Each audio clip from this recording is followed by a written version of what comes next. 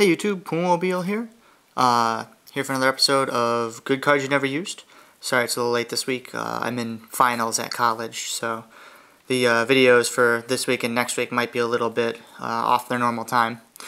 Last weekend, my locals had a tuning, which is kind of like a big regional for Naruto, and I got 5th and I won this cool mat, so figured I'd do it on this today.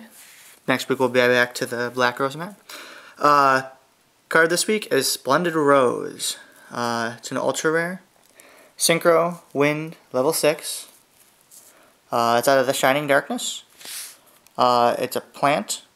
It's one tuner plus one or more non-tuners, so it is a vanilla tuner, as in you can use anything to get to it, which a lot of people don't realize with this card. They think it takes plant requirements, but it actually doesn't. 2200 attack, 2000 defense.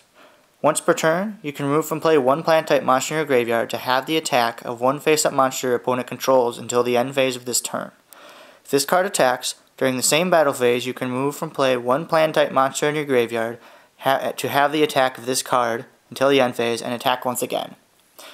So basically, this card has two effects. Both of them involve removing plant-type monsters out of your graveyard. The first one is that you can have the attack of a face-up monster on the field. So that basically makes Splendid Rose able to get over pretty much anything. Gives it the equivalent of 4,400 attack points to get over another monster. That's something that's really nice, especially with Goyo Guardian gone. You don't have that big level 6 anymore.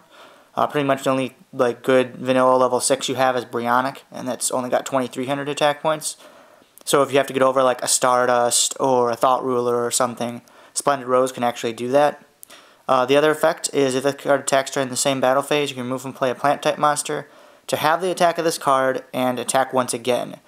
So basically what you can do is if you have two plants in your grave, you can remove one to have a monster's attack, swing over that, and then if their field's open, you can remove another plant to deal 2,100, or 1,100 rather, damage to them directly by attacking again. Or you can use it to run over tokens or something like that. This is something, if you're playing any kind of plant with like Lone Fires and Debris Dragon build or something like that, this is something you should seriously consider putting in there, especially with Goyo Guardian gone. Just for the attack power. I mean, it's only 22, but it can pretty much get over anything, so it's an answer to Xian or Stardust Dragon, which a lot of times you can have trouble with. And it's a vanilla level 6, so you don't even have to use plants to get into it. So you can use your, used Spore, used Glow-Up Bulb as your removal, and then swing over pretty much anything. So it's a pretty strong card, one not a lot of people see coming. A lot of times, if you're playing against a deck like that, they have, Stardust or Xian out. They think they're pretty safe because you can't really get through it with a level 6 Synchro, but this is one of the ones that can.